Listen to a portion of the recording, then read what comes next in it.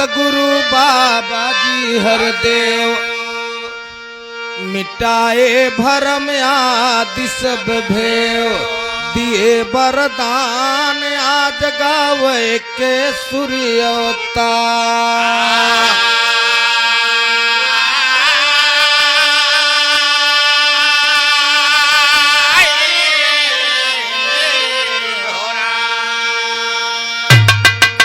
हे समर्थ परमात्मा ए निर्गुण निरंकार तू करता है जगत का तू सबका आधार कण कण में है बस रहा ये तेरा रूप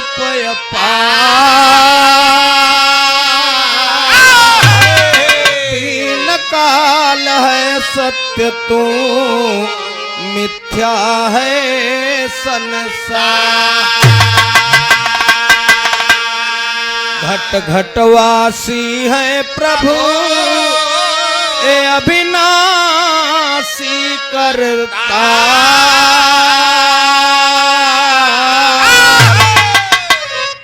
दया से तेरे हो सभी ये भव सागर से पार निराकार साकार तू ये जग के पालनहार है बेअंत महिमा तेरी दाता परम्पार परम पिता परमात्मा ये सब तेरी संतान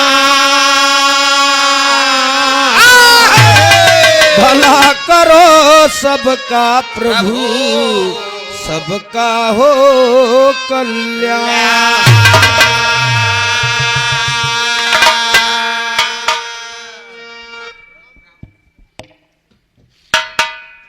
सुनने वाले बड़का भैया आज जमुई की धरती पर तेरही के उपलक्ष्य में धर्म के हमारे महात्मा जी बाबू श्री सूरत यादव जी के नाते बड़का भैया राम भवन जी के माता जी के तेरही के उपलक्ष्य में बिरहा का आयोजन रखा गया।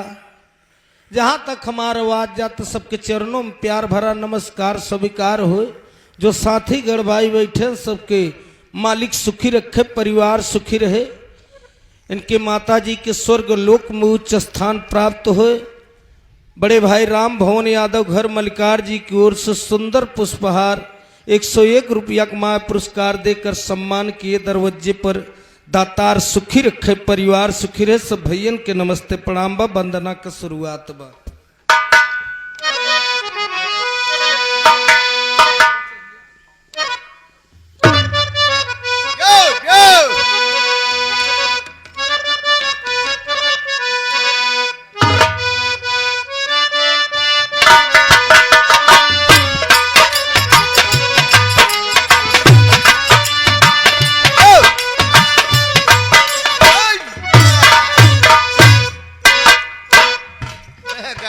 गुरु गोविंद दो खड़े काके लागू पांव बलिहारी गुरु आपने गोविंद दियो दिखाए। बड़का भैया बताया गया है कि धरती और लड़की का एक उपाधि दिया गया है। धरती न हो तो इंसान कहाँ पे आवत का पैदा करत का खात कैसे रहत। लड़की न होती तो सृष्टि की रचना न हो। ओ आदि शक्ति माँ का वंदना प्रस्तुत है। मास्टर साहब दो लाइन कवि राम सुमेर तूफानी जी के लेखनी है का कि कर जोड़े खड़ा सवाली बीड़ा वाली माँ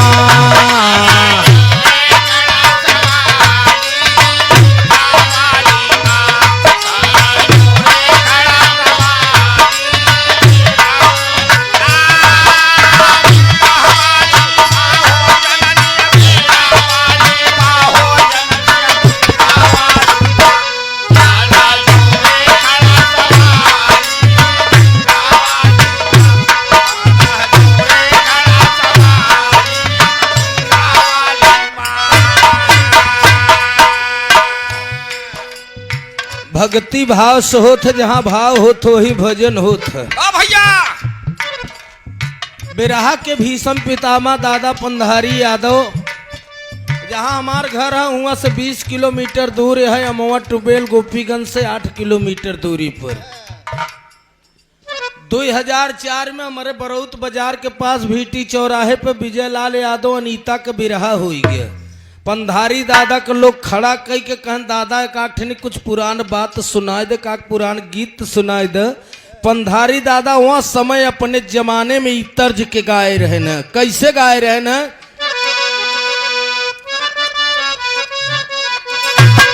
कहा एन्हाई कहाई दा जननी, एन्हाई कहाई दा जननी, इनके ये तनई बागिया नावा कहाई दा जननी।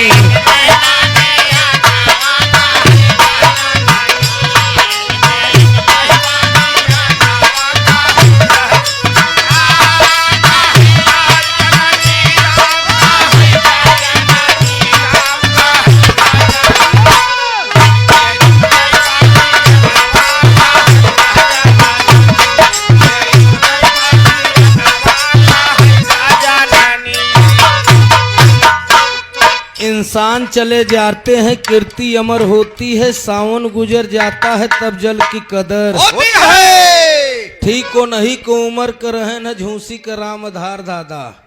ओ कहे रथिया हाँ का मोरी भवानी धीरे धीरे ना। पंधारी दादा कहे प्रधानन से गांव बिगड़ गया, मूसन से खरिहान बिगड़ गया। के कहे रहा जानते पक्का कट बैठिया में नहीं रहे न यारो। कहाँ प्रधानन से गांव बिगड़ गया, मूसन से खरिहान बिगड़ गया। और जौन कुछ बचा खोचा रहा है, परिवार से गार्जियन से परिवार बिगड़ गया। तो जो कह के गए सत्य बात है, आज देखे के मिलता है। गार्जियन अगर बिगड़ जाता है घर का तो परिवार में विखंडन हो ही जाता है। ये तो पूर्वजों की देन थी, लेकिन भक्त अपने माँ से आदि शक्ति से अरदास कर रहा कि माँ मेरे पास कुछ है नहीं, मैं तो खाली हाथ है आपके चरणों में अरदास कर रहा हूँ। पहली लाइन में भक्त कहता है का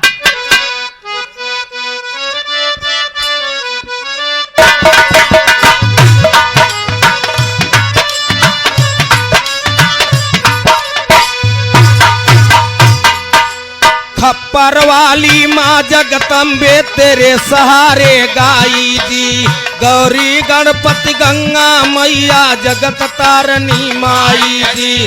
घनन घनन घंटा मंदिर में सुबह शाम घनाई जी, 14 गूंजाए नाम चंद्रिका चंदी शीस झुकाई जी।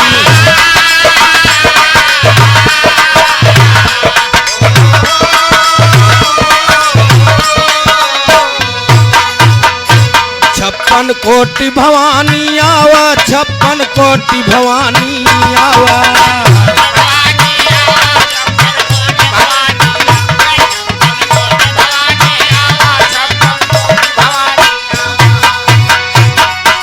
और 56 कोटि भवानी आवा, ज्वाला देवी कला दिखावा, झट से लही आवा भुजाली बीड़ा वाली माँ।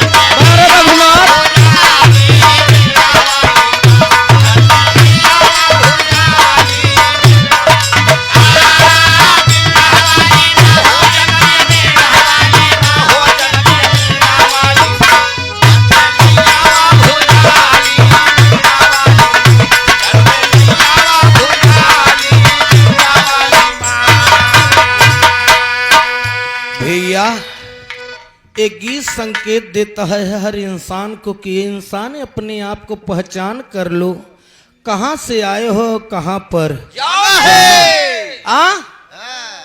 कहाँ से आए हो कहाँ पर जाना है। हाँ पहलवान, एक एक सांस का गिनती लिखा जाता है। एक एक सांस जौन बीतता ओकर गिनती लिखा जा, वो लिखाता है। इतने हल्के में जिन बनाने वाला बहुत चलाक बाहई है। जो बनाया है आपकी इस धरती पे भेजे तो मत सोचे कि हम माटी के खिलौना तो खेल के चला जाते। परमात्मा के यहाँ सब हिसाब होता। अच्छा रच के दिमाग का बुद्धि खराब हो जाता, मनई बीमार हो जाते तो ऑक्सीजन में डाल देती। 24 घंटा का डॉक्टर लेता है ना 14,000 और 1 सेकंड के तोहार जौन सांस चलत तो कई हजार का हो है। आ? गहराई वाली बात चलत है, इसलिए कि ये संसार है फिर आना है नहीं बाबू साहब। मालिक जितना चीज बनाए सब साझे के बनाए, सूरज बनाए, चंद्रमा बनाए, धरती बनाए, आकाश बनाए, पानी बनाए, हवा बनाए, अग्नि बनाए, सब साझे का। 4 दिन बड़े मनई आए हैं तो मनई मनई का रास्ता रोकता। पड़ोसी पड़ोसी के देखा था इतना बड़ा खार बा कहाँ भैया यहाँ की तो रास्ता बंद हो गया बाबा। क्यों ले जाता है भैंसी का हौदा दे देता है, कि खूंटा गाड़ देता है, बाकी बचत खोचता है तो भिंडी और करेला बोता है। मेरे दोस्त ये जाने और जनावे के नंबर आए भाई इस दुनिया में फिर आना है नहीं, भक्ति कर लेना सच्चाई जान के। ओ भक्त यही याद शक्ति माँ से कह रहा है दूसरी लाइन में मुन्ना का,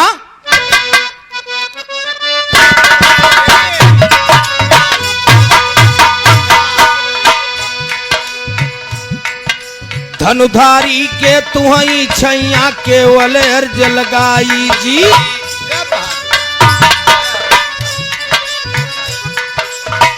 बड़का भैया ओ भगत यही माँ से करा कि माँ हम तो स्वयं भुन्नल हार रही है, हमारे पास कुछ है नहीं, मैं तो केवल आशीर्वाद है आपकी चरणों का ले रहा हूँ। जो काम दवा से नहीं होता है वो काम दुआ से होता है, कामिल मुर्शिद मिल जाते हैं तो बात खुदा से होता है। कहता है दूसरी लाइन में क्या कहता है,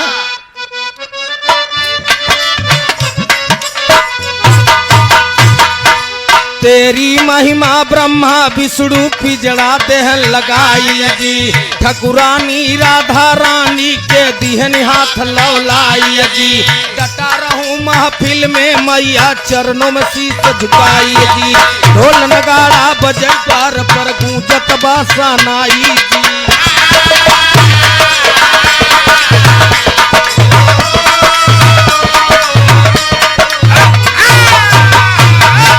ताने गदा अंजनी लाला, ताने गदा अंजनी लाला,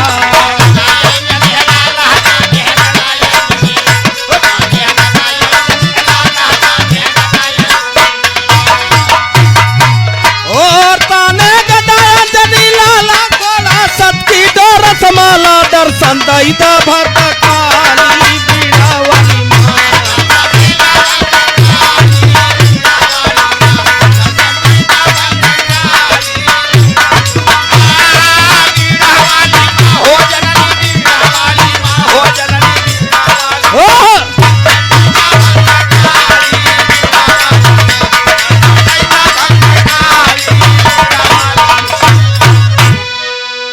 बड़का भैया भक्ति भाव से होता है, हर जगह भी भक्ति चलता। कोरोना महामारी के बीमारी चलते बा साल भरे से, देखा का होता कितना परदेसी बेचारे मई जून में चला आए, अप्रैल में क्यों बम्बई से आए, क्यों कलकत्ता से आए, क्यों दिल्ली से आए, तमाम जहाँ जेकर लहान बढ़िया बैठा रहा कमात रहा परिवार भरे, पैदल चलायान बेचारे के ट्रक से चलान के मोटरसाइकिली से आन के साइकिली से आए, क्यों घरे नहीं पहुंचा, एक्सीडेंट हो गया, परिवार से भेंट नहीं, वो दुनिया से चला गया। और जौन पहुंचबो केहन मेहरारू सैनिटाइजर छिरी के झोरा घरे में रखा तो मनसेधु को पानी देता तो हर गठरी तो पहले रख गयो अब है अंदर, कहा तो चला जा प्राइमरी स्कूल में, 14 दिन बिताओ। इतना हमार तहार समाज चलाक बहे। रघुनाथ मिल जाए काम हो गया, बाकी करवा कोरोटाइम बितावत जा। ये भी समय, ये भी जमाना, ये भी आप लोग देख लिया, जो नहीं देश में भरा वो भवा भक्ति का कोई और छोर नहीं बा। बड़का भैया आखिरी लाइन में कवि ने लिखा, वंदना का तर्ज बदल के मुन्ना,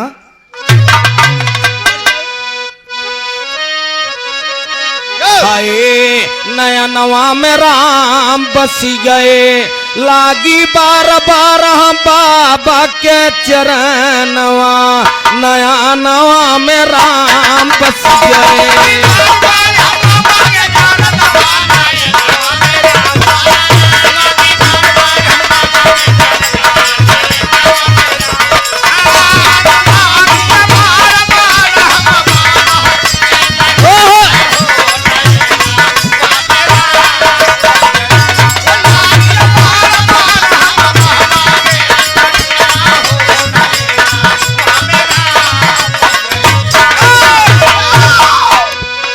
निराकार में सकती बाटे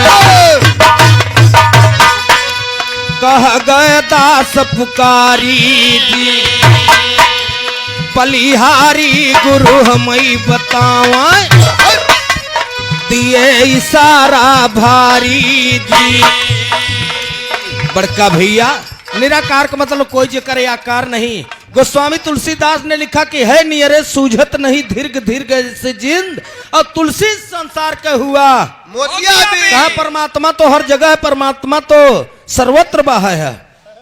फिर कहा था कि तुलसी इस जगह आई के सबसे मिलियो धाय और ना जानी किस भेष में नारायण। लेकिन हमारे यहाँ भक्ति बेणवा चलता खड़वा नहीं चलता है यार। अरे बार बार बाबा के सुमीर तनैया रज हमारी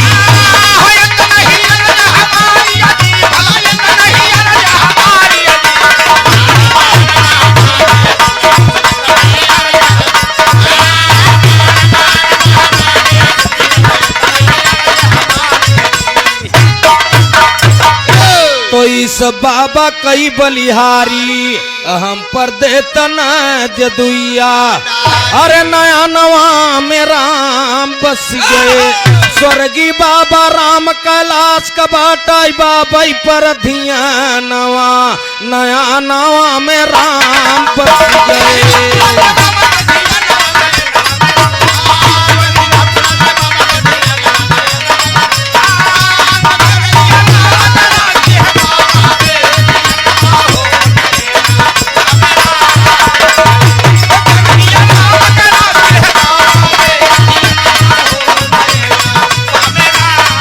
मोरे रामा